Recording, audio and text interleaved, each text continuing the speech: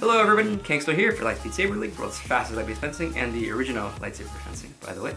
And in this video, I'd like to provide some answers to Phil DeFranco from his video on why France recognized lightsaber dueling as an official sport, and to correct a common misconception. Now, I'm sure you're wondering why you should listen to me. Well, I have about 5 years of epee fencing in college and after. My weapon training is not as extensive as a lot of other weapon-based YouTubers, but I did found my own lightsaber-inspired fencing organization, Lightspeed Saber League, which aims to be the world's fastest light-based fencing and the most authentic interpretation of lightsaber combat in the real world. So take from that what you will. Anyway, let's go ahead and get started and answer some of the questions that Phil DeFranco posed.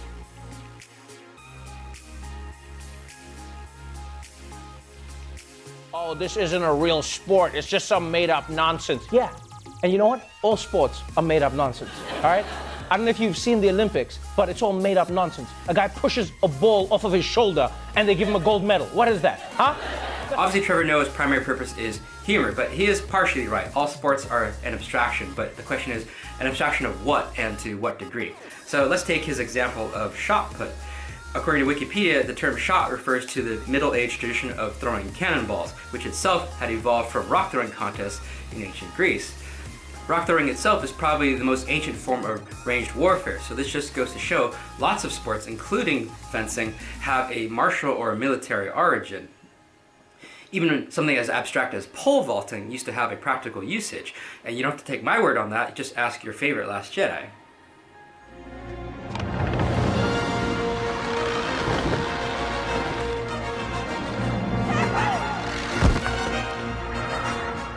Even if lightsaber dueling is made-up nonsense, the core concept of it is not. After all, it is totally fair to ask, if we had the technology to contain a column of super hot plasma in a persistent beam, and you were to wield it as a weapon against an opponent with a similar weapon, what would be the techniques and strategies and tactics that you would use that would allow you to succeed?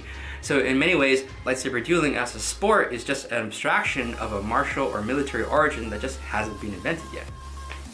All of which brings me to the core misconception that I wanted to correct. The idea that lightsaber dueling is a sport. Lightsaber dueling is not a sport. Lightsaber dueling is not one single sport.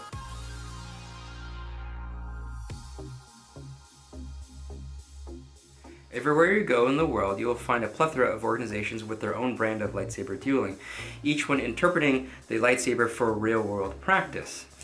The rules, the equipment requirements, the philosophies, the practices, and the scoring systems for all these organizations vary wildly.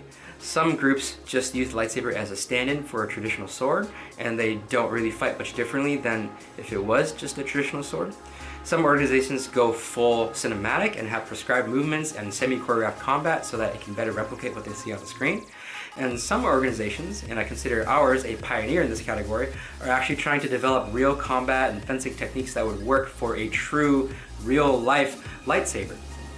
After all, a lightsaber is not a sword, and therefore it deserves to be respected and explored as its own wholly unique weapon. At least that is the philosophy taken by my organization, Lightspeed Saber League. So as for going to the Olympics, as it stands right now, that's probably a bit of a tall order. Because there is no unified rule set used in the world at the moment. All these different philosophies and rule sets and organizations, these are all essentially different sports. Some, including ours, have a heavy emphasis on what makes the lightsaber unique and esoteric, while others have very little of that at all. The French Fencing Federation, as important as it is not the International Fencing Federation, which is where the real Olympic momentum is going to start.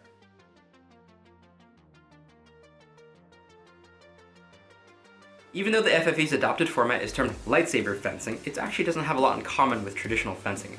It's actually much more similar to a lesser-known French sport and martial art, Kendo combat, which from here I'll just call cane fighting because it's easier for me. In cane fighting, you are also required to bring the weapon back. From cane fighting's origins as a martial art, it became codified as a sport in the 70s, and now you have the really flashy, floaty, and spinny form that can be seen today. Now, I wouldn't call cane fighting choreographed per se, since it makes a lot of sense for you to have to load the attack, as they say. But for a weapon made of super hot plasma, which can disable you with the slightest touch, well, that doesn't make a lot of sense actually at all, right? So clearly, the windup as part of lightsaber dueling is designed for spectator and dramatic purposes. But as you can see from cane fighting, this does not take away whatsoever the athletic ability and talent required to properly perform and excel in the art. If you think prescribed movements are going to make it less strenuous, I challenge you to do some cane fighting with a competent opponent and last for more than 1 minute without collapsing. I think the FFE's format for Lightsaber has the exact same potential.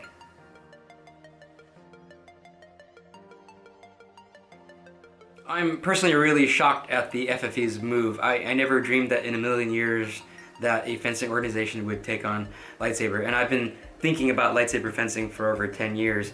I think it's a really shrewd move, actually, and I think it's going to work, at least to some degree, and let me tell you why.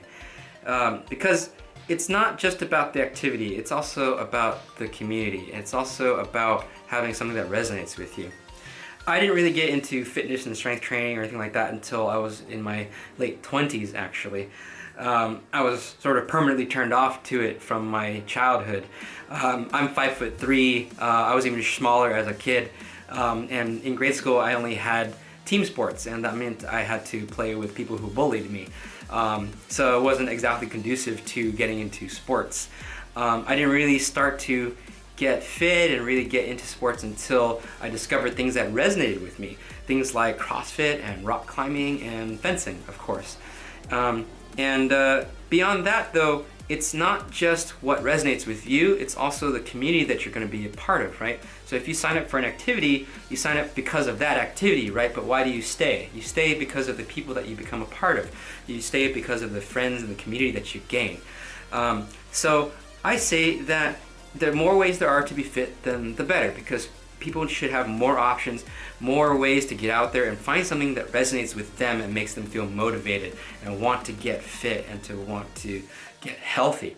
And then of course what's going to cause them to stay is having a great community. And what could be better than having a big bunch of nerdy friends you can swing a lightsaber around with?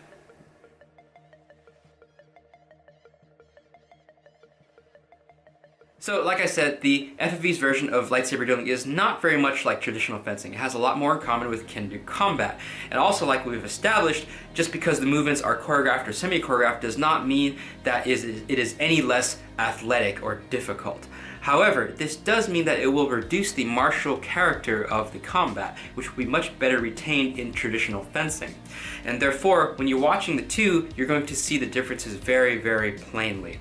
And I think that is actually going to turn off a lot of viewers when they see how choreographed it is. That being said, no one can really tell for sure what's gonna happen.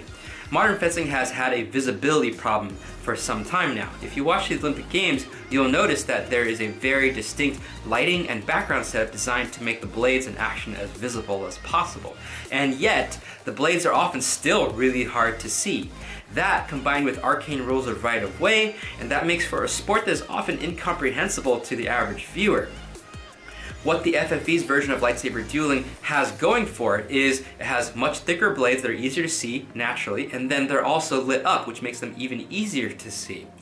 And then they have a simplified rule set, which is going to be much, much easier for the average viewer to understand. So, if the new lightsaber dueling is going to do any damage to traditional fencing, it is not going to be by upstaging it in terms of its martial character or its seriousness. It is not going to touch that whatsoever. But what it will do, possibly, is draw viewers away from it towards this, because it's going to be so much easier to watch and understand in comparison to traditional fencing. Okay, so that is pretty much it. Thanks so much for watching. And thank you to Phil DeFranco for the original video. If you would like to learn more about the world's best lightsaber-inspired fencing, also known as Lightspeed Saber fencing, then please subscribe to our channel and look us up on Facebook. Join our group, Lightspeed Saber International. Lightspeed Saber fencing is fast, it is dramatic, it is intense, and it is realistic, and it is totally unchoreographed. So go to lightspeed-saber.com to learn more and to find a school or club near you. If you happen to live in Southern California, then you are in luck, because you are right next to our home academy, where all memberships and packages right now are 50% off. So go to lightspeed-saberacademy.com to get signed up. Thank you again for watching. May the fence be with you, and we'll see you in the next video.